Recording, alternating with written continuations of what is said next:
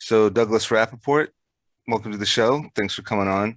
Thank you for Uh, having me. DC, Baltimore, DC, Maryland, Virginia, producer, writer, content creator. Um, we were just talking a little bit offline.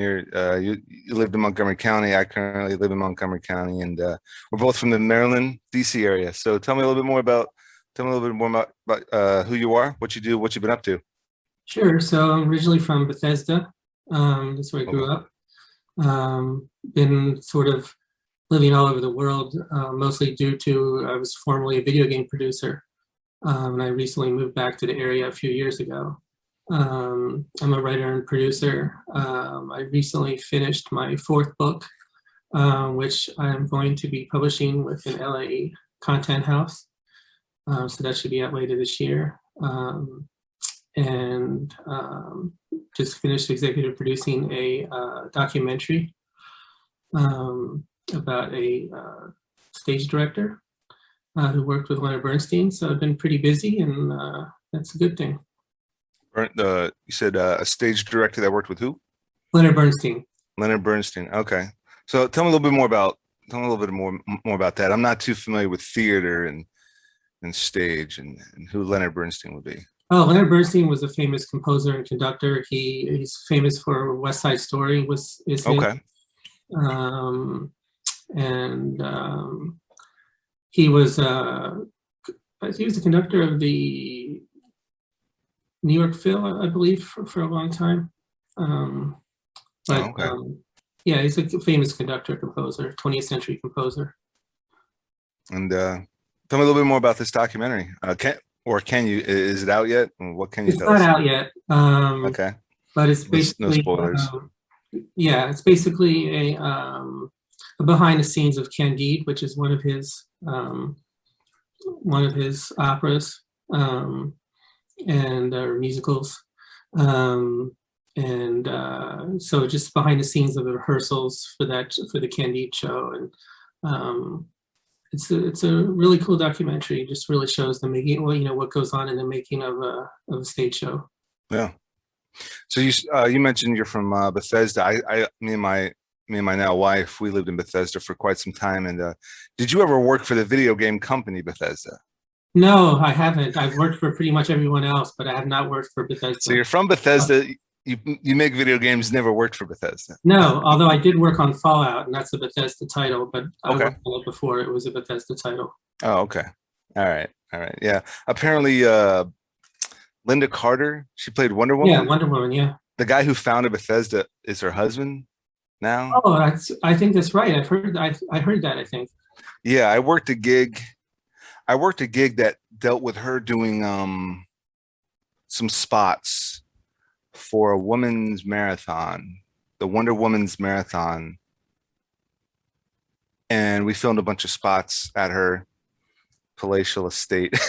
But that's in Potomac, I think her estate is. And then I saw this Bethesda stuff, and somebody told me, yeah, her husband is the founder of Bethesda. Yeah, they're a pretty big dev in the industry. Yeah, for sure. Yeah. Oh, I'm familiar with like Fallout, obviously. And, you of course you always see it. I never put the two together. Yeah. Ever. Well, I'm originally from PG County. So Bethesda was always that, the Mormon castle, the Mormon church, right? That you drive by. So I always thought like Montgomery County was like Oz. It's like us PG kids. That's our promised land is Montgomery County compared to PG County. Hence the bridges, the overhangs on the Beltway that say "Surrender, Dorothy" and things like that. Yeah, exactly. I think somebody tagged that bridge. Welcome to Oz. Oh yeah. As you're heading towards that castle. Yeah. And always that always had like that kind of mentality, like, hey, you're heading over into the La La Land or whatever. So what video games you mentioned Fallout? Tell me a little bit more about your video game work. I worked on the first two Fallouts as a sound designer. I was mostly a producer and writer in my video game career, but I started out doing sound. I'm doing music, sound effects, and voiceover production for the video game. So Fallout 1 and 2 were one of my earlier titles that I worked on. I worked for EA Sports for a while, so I worked on Madden and Tiger Woods and NCAA, head coach, NFL Street, all those big titles. And I worked for Konami for a short time, working on some karaoke games like American Idol, the licensed American Idol game. I worked on the Saw movie game. I worked on Spider-Man and Superman, Minority Report, film titles. So. Yeah. Okay. Outstanding. Outstanding. So delving into the last year and a half, how have you been impacted? Were you able to work remotely? The last year and a half, how were you impacted professionally, personally? Sure. So I was working, partly remotely anyways before the pandemic, so it wasn't a big transition for me. But as a writer, obviously, all you need is a computer. And so I haven't really been impacted in terms of equipment or, getting my office, video ready for meetings and things like that, and interviews. But it's afforded me the chance to, spend more time with my wife and at home with our dog, and to really concentrate on my writing. I sort of look at the pandemic in terms of working at home like there's no excuse anymore. Like you can't come up with any excuses where you don't have time, because you're saving your time takes you to drive to work or things like that. So there's definitely more time to do more things and get more stuff done. So. Yeah, no, you're absolutely right. And I mean, I've mentioned it on this show a bunch of times before. Once the shutdown happened and, me and the wife were stuck inside with the baby boy. Yeah, I just started knocking out a lot of projects that were in the can or on the hard drive, as it were nowadays. But all these different projects that were in the can, ready to get cut up, ready to get finished. That was the agenda, and I got I got most of it done. And still, but still with a newborn baby, it's I'm sure. It's like still trying to balance that time. I would never been busier, even quarantine or not. Actually going to location. I mean, that probably would have been a bit even more extra stressful had it not been for the quarantine. Sure. Yeah, definitely. Yeah, and finding time to write a little bit here and there, finish up some scripts, polish up some scripts, but start retry the podcast for a third time, and that's sort of the agenda. But it's been a year and a half. Have you been back on set, back on stage, back on back in the field or on location or in the studio? Not yet, but still being a little precautious. But just in terms of like my books, the time between my first and second book was 11 years, and now with the quarantine and the time that I've been able to spend working on my own projects, my new book is coming out. Will be coming out probably a year after my last book. So the time span between books has become, a hell of a lot shorter. So that's good. I've been, I guess, more productive. I think a lot of people have. So tell me about that. Tell me about your latest book. So my latest book that was published last year was called Reckoner. And it's coming of age, young adult, new adult book. Really goes inside drug and alcohol addiction. The main character is an orphan who suffers, he has an alcohol and drug addiction, and we meet him in the beginning of the book, and he's in rehab, and he meets another guy in rehab who's sort of a bad guy, character who's really charismatic, and takes Miles, the protagonist, under his wing, and they end up leaving rehab together and going on sort of a crime spree, and they end up killing someone. And so the book is about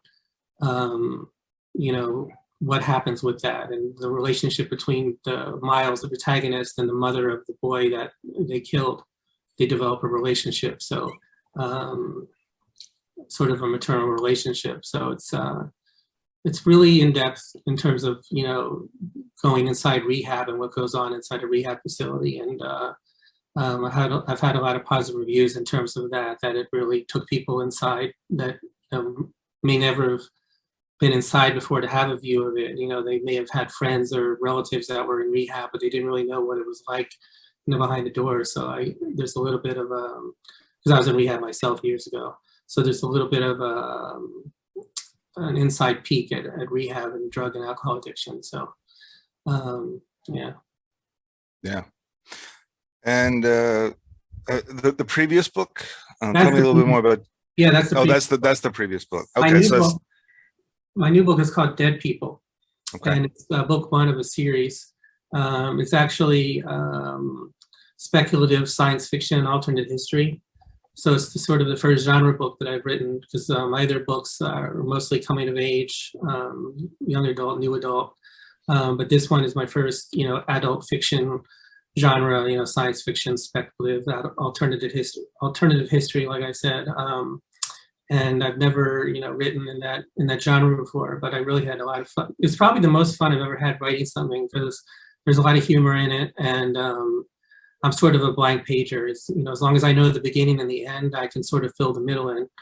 The middle is sort of the discovery of the characters and what happens to them. And so I had a really fun time creating these characters that in Dead People, and hopefully will live on in a series. So what's you mentioned alternative history. Is that kind of like Abraham Lincoln, the Vampire Hunter? Similar. Yeah.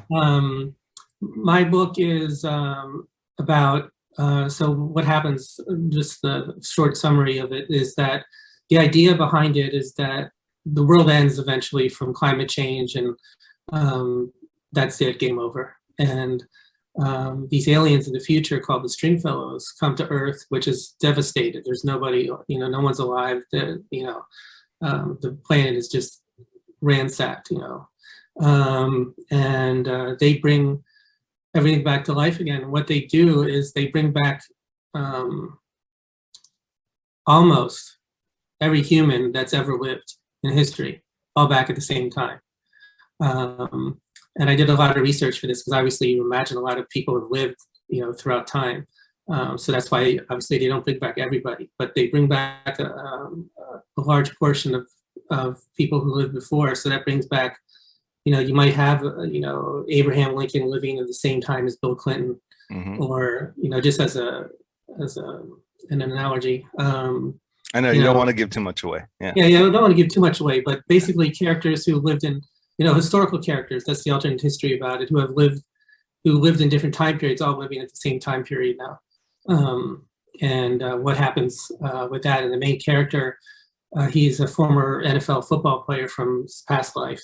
And in this new life that's, recreated by these aliens, he's a hitman hired by the aliens to kill the bad people that they brought back by accident. To kill sort of serial killers and dictators and bad people that they accidentally didn't realize. Yeah, they brought back. Oh, they can't do it. They can't figure out with each person, I'm going to bring back this guy, he's a good guy, he's a good woman here. They just bring back a whole assortment, a random portion of human existence, and that brings back some bad people as well. So the main character is a hitman who is hired to kill these bad people. Mm-hmm. Outstanding. Yeah, that sounds wild. And when can we expect that? That should be out later this year if everything goes to plan. I'm working with a publisher in LA, and we're working on cover design and things like that at the moment. Yeah. Outstanding. Yeah, that sounds off the wall, and I love it. You mentioned your book. You mentioned the documentary on the stage director that worked with Leonard Bernstein. Right, exactly. Man, photographic memory. Very good. What else is next on the agenda? What's your next set of plans, next set of goals? What's next on the agenda for Douglas Rappaport? So, like I said, this Dead People thing is going to be a series, so I have to start on the second book, make sure that's ready to go. I don't want there to be too much time between books, and if I can do, get them through, like releasing within a year of each other, that would be really great. I'm still working to put together a biopic that I wrote a while ago about a famous musician, Niccolo Paganini, who was a famous violinist, Italian violinist and composer in the 18th and 19th century. He was considered to be the devil because he was such a fantastic musician. There was no one like him before he was around. He was sort of like the first rock star. Had just pandemonium and his own drug addiction, and his concerts were sold out. He was, the Bill Gates of that time period, because he made so much money from the shows, because people just wanted to see him. He's in Ripley's Believe It or Not, actually. So I'm still working to put that together. That's a big project that's sort of been a passion project over the years, because I'm a former violinist. And so Paganini is someone that has never had his due like Beethoven or Mozart, in terms of cinematic biopics and things like that. But this one's a different one. I approached people like Rob Zombie and people in the past who are not necessarily who you would think of to do a period piece biopic. Rob Zombie's a horror guy, obviously, but that's the type of movie that this would be, is sort of like the Rob Zombie, Tim Burton, Gothic sort of look to it. Like the Salem's of the witches of the witches of Salem. Oh, Witches of Eastwick or Salem's Lot, or no, the Rob Zombie film he did. Yeah. Oh God, what was it called? Yeah, I know what you're talking about. Yeah. Yeah, it's slipped my tongue. And then he did 13. 13 was a bit over the top, but like I can definitely see that being, kind of done in the way of Beetlejuice meets Amadeus. Yeah, Beetlejuice meets Amadeus, or that's what it is, really. So yeah. And like I said, this guy's in Ripley's Believe It or Not, because after he died at the age of 58. But his body wasn't, because of his life, because people thought he was the devil, and he had this, he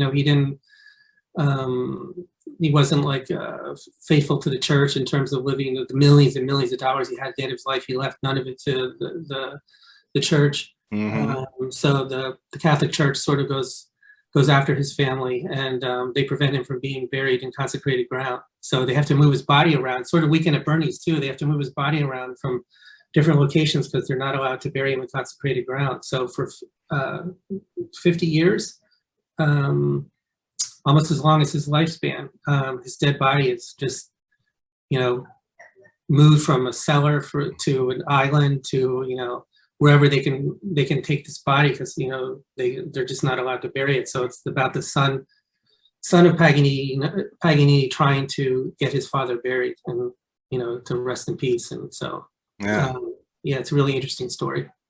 Yeah, I mean that whole I don't want to get too political, but yeah, man, I mean, like the whole Catholic Church, they want their cut. Everybody wants their cut. Yeah. And, but yeah, that sounds incredible. That sounds dark.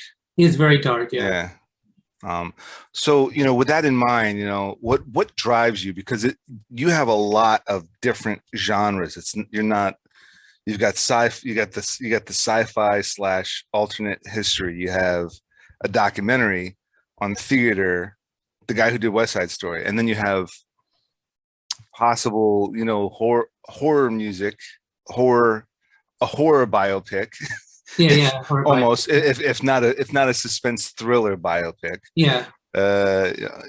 So and then you have video games, and a lot of them are action, if not like post. But I do notice a lot of post-apocalyptic, but maybe that's just maybe those are just the that's gigs just the new stuff. Yeah. But what drives you? I mean, what's your inspiration?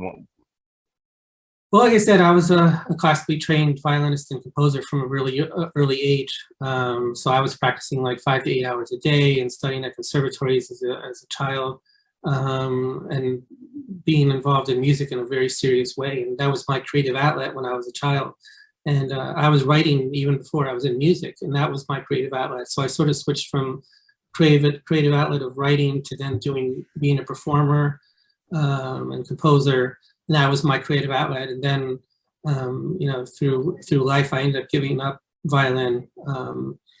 And especially since I can't really play anymore because I have a spinal fusion from a pinched nerve that I had in my back. So I had surgery, spinal surgery years ago. And doing all this. Yeah, so I can't even play violin anymore. I mean, more than a couple minutes, you know. It just my body can't do it anymore. But so I ended up coming back to writing again, and so writing is my creative outlet. You know, I'm lucky enough to be able to write, you know, in my day job, so to speak, and be a writer and producer, and then to work on my own stuff as well. It's like working out, you know. That's my sort of mental exercise, you know. And I don't know what I would be like if I couldn't have that outlet. Yeah, I mean, I have to stay on top of writing one way or another, because that is a perishable skill, and you will get atrophy when it comes to writing, when it comes to creating, when it comes to, you know, even reading. Yeah. You know, I used to knock out books younger, and I don't know if it's an older age thing or just having not done it in a long time. And so, you know, you start getting into a book and it's probably taken a while, and you probably have, I don't know, maybe it's ADD or ADHD or OCD or all the terrible conditions that I have. I don't know.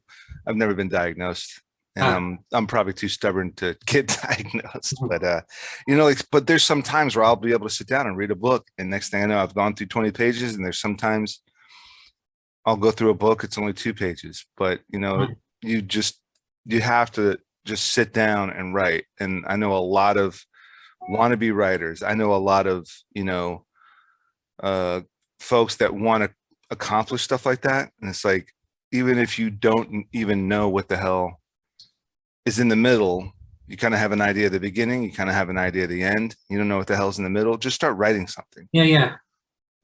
And you got to make the time. There's time. I mean, if you can make the time to go to the gym or to go to walk or to swim or whatever you might do for physical exercise, and you're a writer, you can make the time. If that, you know, people have day jobs, I get that, but you know, like I used to do, or I still do, you know, wake up early in the morning, write for a couple hours, and then it's out of the way, and then I can, you know, whatever my day obligations are, I can take care of them, and then, you know, fit in working out time and all that other stuff. But you know, there's 24 hours in a day, and I understand people are busy, and you know, I don't have kids myself, and even a newborn or whatever, that takes up a lot of time, I know too, raising kids and stuff like that. But you can even find an hour out of the day, like you said, you know, just to sit down and write, you know. Listen, I drove Uber, you know, for a long time. I was full-time freelance, and in between gigs, I drive Uber, and I'd put in between, you know, the times where my app goes off and tells me there's somebody looking for a ride or whatever, I would open the app notes on the iPhone, put on the speech text. I'd have a Bluetooth Bluetooth head little earpiece, and I would speak the outline of this one script. And after like 2 or 3 days of doing Uber gigs, I finished the whole outline. Oh, wow. That's cool. And then there was a couple of you know, AV gigs or film gigs or acting gigs that I was driving to. Before I drove, I turned the radio off. I'd see where I left off on that outline. And then while I'm driving, I would speak, I would just tell. And if I made a mistake, I would say period, and then start over that sentence. And then when you're going over that outline, it's like, all right, delete. I can see where my mistakes are. You fine tune that outline, and then you can take that outline and then start typing a script. Yeah. And there are tricks. I mean, you know, a lot of people don't want to challenge themselves. They don't want to call themselves out on their bullshit. But I've told people, hey, listen, take a log, go back on your watch history and see how much TV you watched. Yeah, sure. Yesterday. Yeah. How much TV did you watch yesterday, the day before? How much TV did you watch every day for the last week or last month? Hmm. How much of that is wasted time instead of writing your autobiography or writing your screenplay or, Yeah. writing whatever, writing your, historical articles. I've got, colleagues and family members, they want to be historians, they want to be authors, they want to be screenwriters. But how much time is spent watching TV? Yeah. You can't negate the time spent with your kids. That's Yeah. that's non-negotiable. Sure. Uh, eating, you got to sleep. Uh-huh. I have to work out, because I'm an actor too. So I try my best to stay in the best possible shape I can. Eat healthy. Eating healthy takes time on grocery shopping and then cooking it instead of just ordering Grubhub every single Sure. day. And then it's like, okay, now what time do I have to edit this? I'm setting aside this hour and a half a day, 4 days a week to do a podcast. Hmm. Then how much time do I have to edit some projects that I have in the can? How much time do I have left over? Now you just got to start scheduling days, Mondays, Wednesdays, Fridays. What is it? Monday, Thursday, Friday, Saturdays are 12:30 to 2 for the podcast. So then Tuesdays edit the show and Wednesdays write. And then maybe Sunday. So also got Sunday. So what's that going to be? Is that going to be a rest day? But if you really want to make this shit happen, Hmm. there is no rest day. Yeah.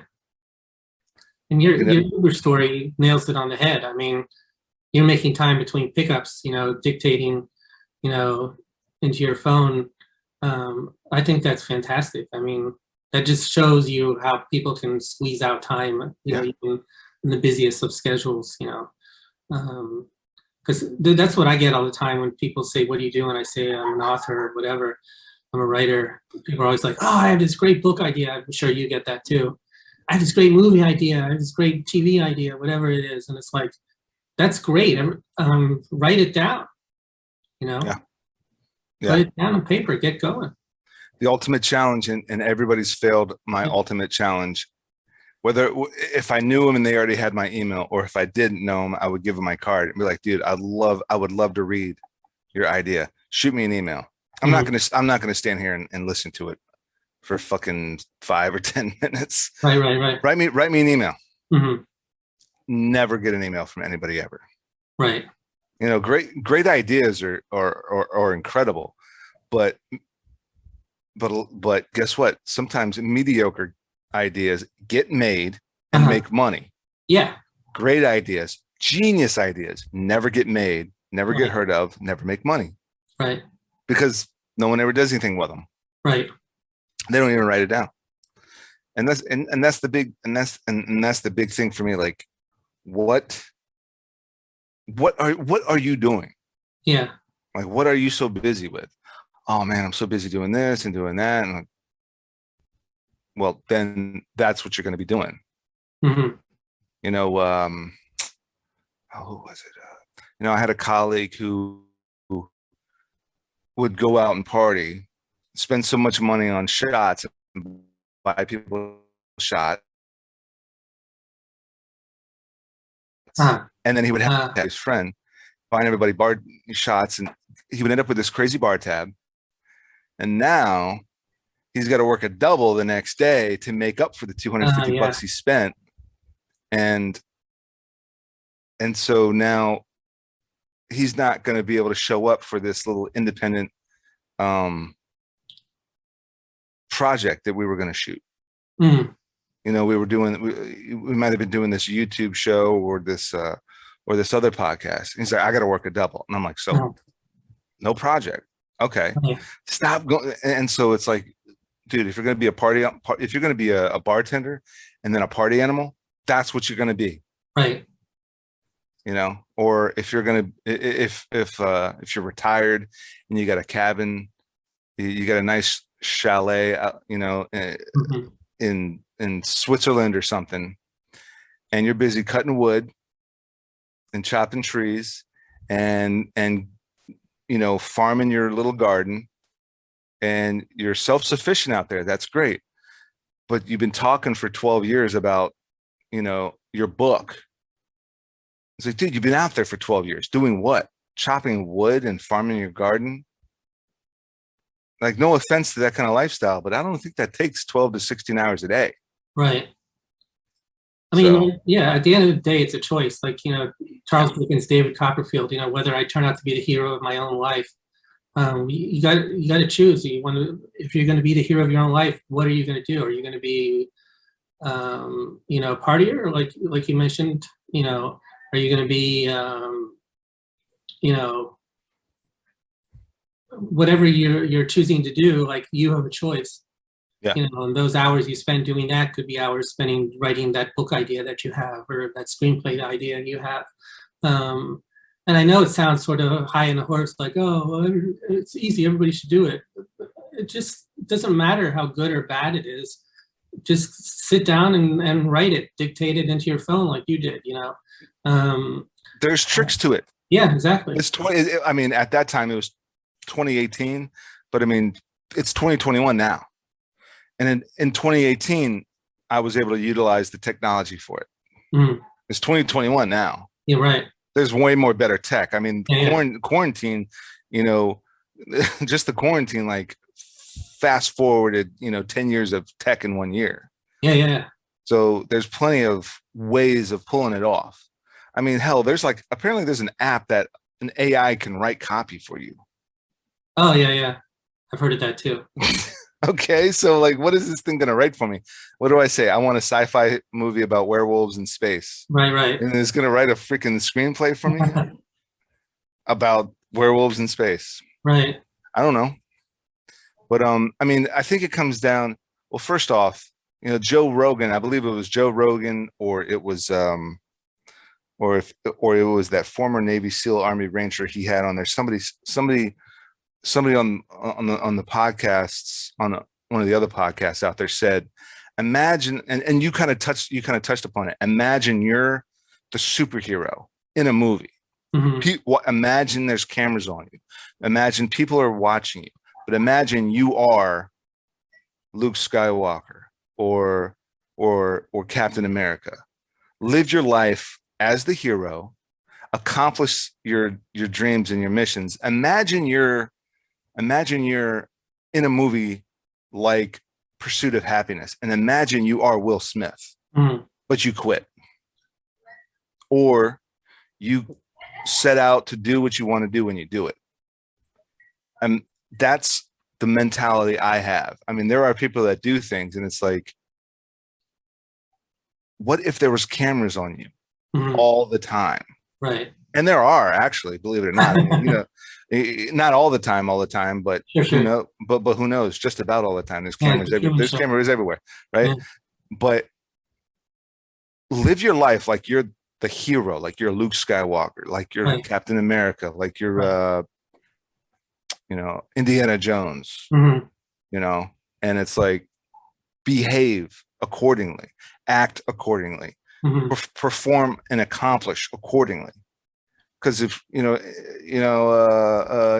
gets on the boat and he's like, forget it.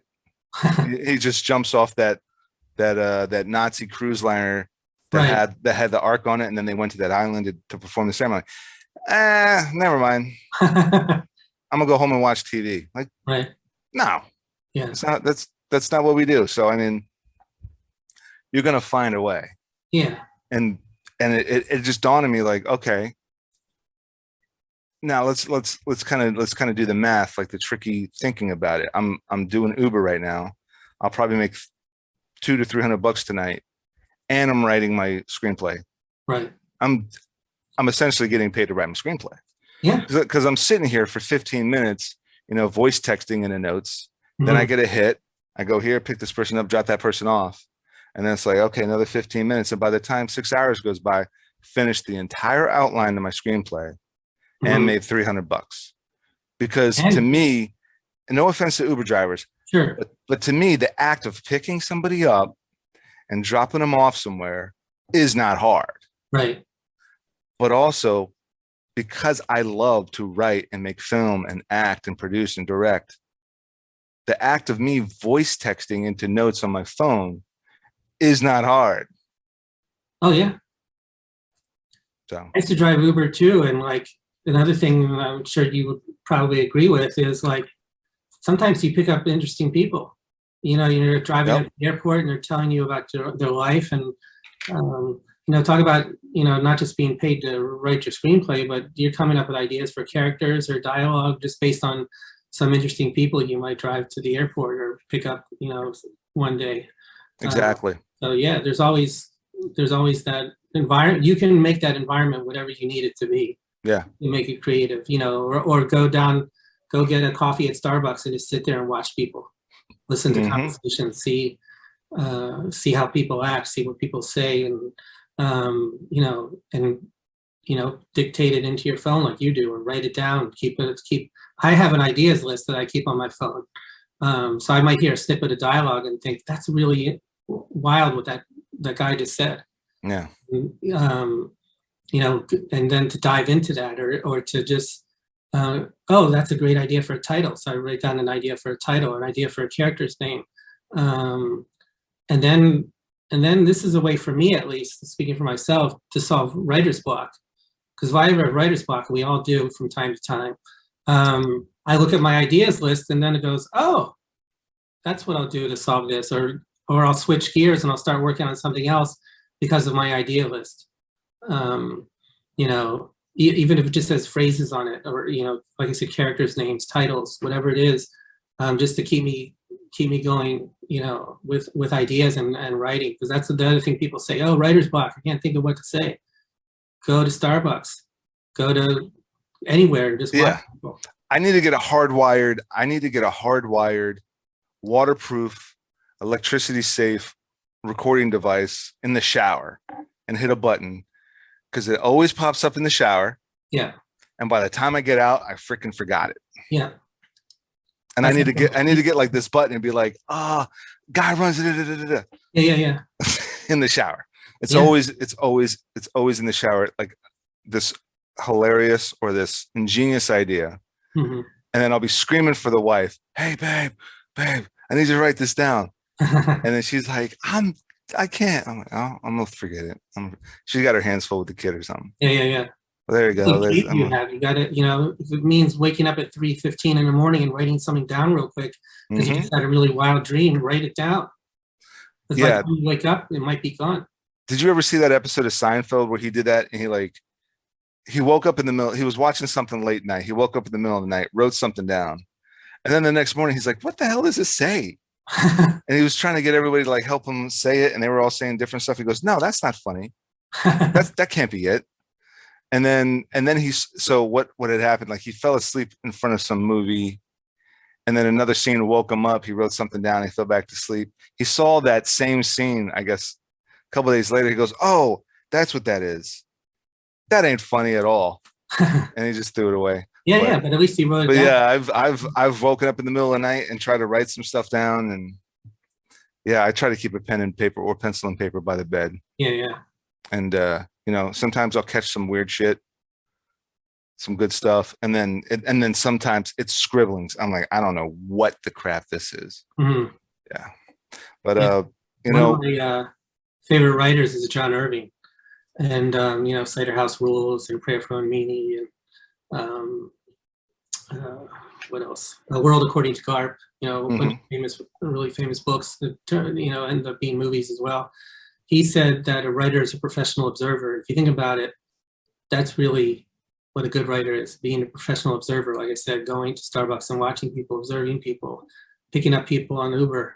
You know, there's ideas everywhere, you know, that you can get for things. And I don't remember where I got the idea for Dead People, but like that was something that was a little overwhelming to me at first. Like, is this really a solid idea? Like, can I really have aliens bring back almost everybody who's ever lived and all fit on the planet? Like, there's a lot of people. But I researched it and it was actually possible. Then I thought, how do I even begin to write that? This is a genre I haven't written in. This idea is like crazy. But I found it to be the funnest creative project I've ever worked on. It's just a question of finding time in the day and sitting down and not being overwhelmed by your idea. You could have the craziest idea, but like, who knows what that'll morph into, or what, you know, maybe you'll be successful with that idea. You never know. but that idea could turn into other ideas and just feeds on into each other, you know. I've always ran with every good, bad, or indifferent idea I've had, and they've always kind of turned out into something. I mean, with failure comes success, and with like, all right, this didn't work out that well, but I learned so much, and now I got to now got a cooler or worser idea for the next thing, and then you know, but I've done stuff that came out kind of cool, and someone was like, you know, where'd you come up with this? And I'm like, I don't know, I just had a weird idea for it, and so I did it, and it came out pretty cool, and and this, that, and the other thing. Absolutely. And yeah, I mean, you just, bottom line, you know, weird idea, questionable idea, bad idea, stupid idea, ingenious idea. You have to pull the trigger on it. Yeah. You know what I mean? You got to push the, you know, you got to push that snowball down the hill. Yeah. Make it happen. Yeah, exactly. Write it down. Yeah. So say stuff. Write it down. Write it down. Write it down. Yeah. Just write it down. And I mean, like even old school, little, you know, like a miniature pen and a little notepad. Start writing stuff. Or the phone. Listen, I do it all the time. I pull out the phone, I pull up notes, I start typing stuff. Yeah. My wife's like, oh my God. And I'm like, let's relax. This will pay off. Yeah. So I mean, for me, March 12th, 2020, quarantine. We brought our kid back home March 5th from the hospital, and a week later quarantine hit. Oh my gosh. And so then a year later, March 12th, 2021, that was more the new year for me than January 1st. Yeah. So, you know, now we're almost, you know, it's halfway through August 2021. But when you hear the word, back during New Year's, you know, everyone says new year, new you. Right. But now we have like the new normal, new you. Right. So when you hear both new year, new you, new normal, new you, you know, all that kind of encompassed, what comes to mind when you think about that? Yeah, I mean, it's the new normal is crazy. I mean, even though, you know, we're getting, hopefully, you know, to the end of this pandemic, obviously there's variants and other things like that, you know, are going to keep happening. My wife works in the industry, you know, with World Health Organization. So she gives me all the inside stuff on the virus and stuff like that. And, you know, our lives are going to be different, period, from now on. You know, even when this pandemic's over, there'll be other pandemics, there'll be other variants and things like that. So, you know, our live concerts, what's the new normal for that? I mean, we saw, you know, Lollapalooza or whatever that was recently, just thousands of people just not caring and all getting together. And sure, you know, maybe half of them are, you know, vaccinated or whatever, but like, we're not, life is never going to be normal again. The new normal is the new normal. Like, we're going to be pivoting from this, you know, and something else and something else and something else, because just what's going on in the world. So, you know, you know, like, I like going to live concerts, but what is that going to be like now? You know, and, you know, going to the movies, like we were talking about before the show, you know, this new movie theater that's supposed to be really cool in Gaithersburg. Like, you know, is it safe to do that yet? You know, and yeah, sure, you can get it on HBO Max or wait, you know, for it to come out on Amazon or whatever. But there's something about going to a movie with an audience, you know, seeing Star Wars and, you know, with an audience, or seeing a horror movie with an audience, or, you know, seeing something that's epic, that the cinematography, like, you have to see it on the movie screen with, you know, the best sound and the, you know, that's, what is that going to be like now? Yeah. You know, and people need to make a living. You know, these bands that haven't been able to do a live concert in over a year, you know, what do they do? What do movie theaters do? These restaurants that didn't survive and things like that. Yeah. You got to come up with something new and figure out how you can adjust for it. So taking that into context with yourself, what's the new normal you?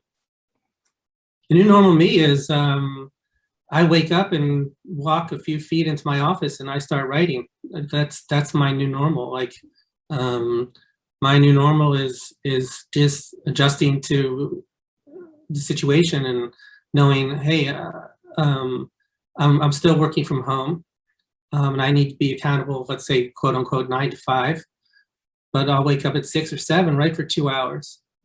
You know, do my day job, whatever it is, or whoever, you know, for other people, whatever it is, driving Uber, you know, whatever. And then finding the time to adjust to this new normal. And there's no, like we were talking about, there's no excuse not to write or whatever. Like, there's no excuse now to, like, you can't just say, oh, there's a pandemic, I can't go outside, I can't do stuff. Find a way. Yeah. Find a way to adjust. Mm-hmm. You know, your children are home because they can't go to school because of the pandemic. You know, find a way to make it work. So I think the new normal my point is, the new normal isn't a stage for a situation that we're going to have for 6 months or a year. The new normal is, this is it. This is how our lives are going to be now. Yeah. And you either go with it or you don't go with it, you know? And I choose to go with it. I choose to say, hey, I got this extra time. I don't have to commute anymore. That's another half an hour each way, maybe an hour, let's say, if you're commuting a long way. You know, when I used to live in LA, everything was always 45 minutes away, no matter how close it was. So you think about it, 45 minutes each way, that's an hour and a half. And that's on a good day too, if you consider traffic and everything else. That's an hour and a half of time that you now have that you could use for writing. Or like you said, you know, you watch TV for 2 hours, you take 1 hour away, there's an hour for writing. So the new normal is what you make it. The new normal is, there's no excuses anymore, because you know, there's good things that have come from this pandemic. Your kids are home, so you can spend time with them. You don't have to drive them to school yet. Maybe some are. You know, you don't have to, like I said, commute to work. There's time is there for the grabbing, and that's really the moral of it for me is, you know, the one thing, the biggest currency is time, because you can't get it back. You know, you can get money back, but you can't get time back. You can't get time back. Oh, absolutely. I've said that a million times. I can make my money back. I just can't. Yeah. Can't get my time back. Right. Yeah, absolutely. Yeah. And yeah. And especially with kids. You lose time with your kids. That's the biggest bankruptcy. Yeah. Well, Doug, can't thank you enough for coming on. Thanks for having me. Talking to me, sharing all this stuff with me. It was a blast and truly inspirational, and I continue to learn more and you know, be inspired to keep persevering and doing stuff just like yourself. Any plugs, links, socials you want to put out there? So I'm still working on my author website. I have the domain name, but haven't launched that yet. But I did create a bit.ly link to my last book, Reckoner, the one I was talking about, the drug and alcohol addiction book that I was mentioning. And you could just go to, I created a bit.ly link, so you go to bit.ly/Reckoner book, and that'll take you right to the Amazon page for Reckoner. And there you can see, click on my name and see other books I've written, and that's sort of a central way for me to get people to see my books right now. It's this bit.ly/Reckoner book. Awesome. Well, links will be in the description below. Douglas Rappaport, I can't thank you enough for coming on here. Thank you. And telling me about your life's work and your life story and everything that you got coming up. I can't wait to check out the documentary, and I'm definitely interested in that, in Dead People. Yeah, for sure. Well, don't go anywhere. Stay. We'll chat a little bit more offline.